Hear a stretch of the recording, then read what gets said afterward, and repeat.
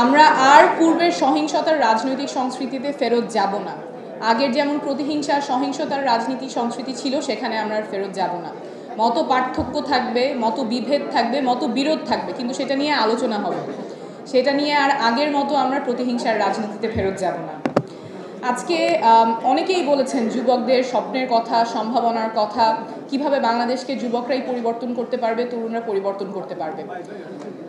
আমরা এমন রাজনীতি করব যাতে তরুণরা সক্রিয়ভাবে রাজনীতিতে অংশগ্রহণ করতে পারে, তরুণরা যাতে রাজনীতি বিমুখ না হয়ে যায়। আমরা জুলাই পদযাত্রায় দেশের প্রায় প্রত্যেকটা জেলায় দেখে এসেছি তরুণদের মধ্যে যে জোয়ার এসেছে। প্রত্যেকটা জায়গায় তারা আমাদের কাছে এসেছেন, স্বপ্নের কথা বলেছেন, সম্ভাবনার কথা বলেছেন, রাজনীতি নিয়ে সম্ভাবনার কথা বলেছেন, দেশ নিয়ে স্বপ্নের কথা বলেছেন। একটা প্রজন্মগত রূপান্তর কিন্তু ঘটে গেছে।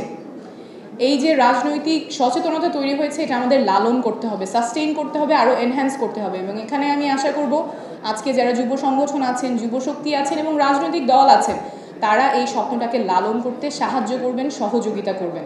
আমাদের তরুণরা যদি আশাহত হয়ে পড়ে, তাদের যদি স্বপ্ন ভঙ্গ হয়, তাহলে দেশ তীব্র একটা সংকটের মুখে পড়বে। আমরা সেই জায়গায় ফেরত যেতে চাই না। কিন্তু দুঃখের বিষয় হলো, গত 1 বছর ধরে তরুণদেরকে বিভিন্নভাবে হেয় প্রতিপন্ন করা হয়েছে, ছোট করা হয়েছে। অনেক ধরনের মানহানিকর কথা হয়তো খুব ভাবনা চিন্তা ছাড়াই বলা হয়েছে, যে ছোটরা কি বোঝে, তরুণরা অত কি বোঝে, দেশের জন্য ওরা কি জানে। কিন্তু আন্দোলনের নেতৃত্ব তরুণরাই সামনে থেকে দিয়েছে। তাই এরকম কথা যেগুলো হয়তো আমরা অনেক চিন্তা করে না বলা হয় না, কিন্তু এটার একটা ইম্প্যাক্ট আছে। তরুণদেরকে ছোট করে দেখা, হেয় করে দেখা, এই সংস্কৃতি থেকে আমাদের বের হয়ে আসতে হবে। কারণ তরুণরা আমাদের শক্তি, আমাদের স্বপ্ন তরুণরাই সামনে নিয়ে যাবে। আমি সবার প্রতি আহ্বান করব যাতে এই ভাষাগুলো, এই অ্যাটিটিউডগুলো যাতে না থাকে। তরুণরা যেমন রক্ত দিয়েছে, তরুণরা দেশকে সামনে নিয়ে যাবে, নীতি নির্ধারণীতে তাদের ভূমিকা থাকবে, দেশকে সামনে নিয়ে যাওয়ার ক্ষেত্রে তাদের ভূমিকা থাকবে। আমাদের এমন রাজনীতি করতে হবে যাতে নারীরা সক্রিয় অংশগ্রহণ করতে পারে। আমাদের অভ্যুত্থানের একদম সামনে থেকে নারীরা নেতৃত্ব দিয়েছেন, কিন্তু গত 1 বছরে আমরা এটাও দেখেছি, এমন কোনো নারী রাজনীতিবিদ নাই যাদেরকে সাইবার বুলিং করা হয় নাই। এমন কোনো কটু কথা, propaganda, deepfake photo, deepfake video তৈরি করা হয় নাই যাতে তাদেরকে হেয় প্রতিপন্ন করা যায়। এটার মানে কোনো ইয়ত্তা নাই যেভাবে নারী রাজনীতিবিদদেরকে হেয় প্রতিপন্ন করা হয়েছে। এই সংস্কৃতি আমাদের ঠেকাতে হবে এবং এখানেও তরুণরা সম্মুখ সারিতে ভূমিকা রাখবেন বলে আমি আশা করি।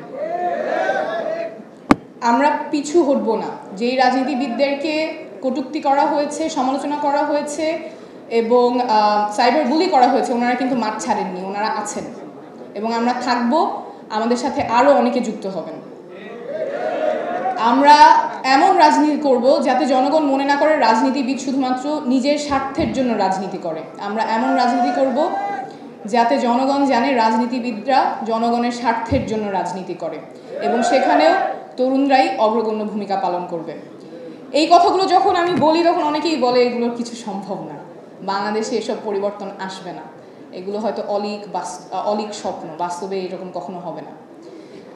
কিন্তু আমরা পথের প্রান্তরে, বাংলাদেশের পথের প্রান্তরে তরুণ এবং সর্বস্তরের জনসাধারণের মধ্যে দেখে এসেছি যে রাজনৈতিক সচেতনতা তৈরি হয়েছে।